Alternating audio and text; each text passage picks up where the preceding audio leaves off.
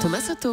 Le Made in France ce matin. Bonjour Anissé Mbida. Bonjour Thomas, bonjour Julie, bonjour tout le monde. Produire en Chine pour vendre en France, ça on connaît. Mais faire le chemin dans l'autre sens, c'est-à-dire produire en France pour vendre en Chine, c'est plus original, mais ça existe et vous nous le prouvez ce matin Anissé. Et oui, et pour ce cas d'école, on va aller à Isigny-sur-Mer dans le Calvados, département 14, Basse-Normandie. Mais si vous passez à l'entrée du village d'Isigny-sur-Mer, il est impossible aujourd'hui de rater une usine flambant neuve, toute grise. Elle a été inaugurée il y a quelques mois et c'est là où la coopérative d'Isigny fabrique du lait en poudre pour bébé, en plus du beurre et toutes les sous son connaît de la région. Et tout ça, ouais. Avec une particularité toutefois, au moins un tiers de sa production est réservé à un client chinois. Et oui, c'est le monde à l'envers, vous l'avez dit, ce sont des Chinois qui sous-traitent leur fabrication, en l'occurrence du lait pour cette fois, dans une usine française. Mais attendez Anissé, il y a des vaches en Chine, comment ça se fait? C'est moins cher en France? Ouais, et surtout en plus il y a du transport s'il fallait l'emmener de Chine. Non, c'est que les familles chinoises ont été traumatisées par des scandales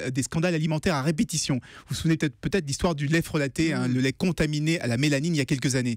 Et bien désormais tous les produits qui sont vendus en Chine sont soumis à des normes draconiennes. Or le lait d'Isigny, lui, il a une traçabilité parfaite, on sait de quelle vache il vient, et quant à sa qualité, vous connaissez le beurre, le fromage d'Isigny, donc c'est parfait. Donc pour s'assurer une bonne partie de la production, pendant 15 ans, l'acheteur chinois n'a pas hésité à investir dans la coopérative et à financer même une partie de la construction de la nouvelle usine.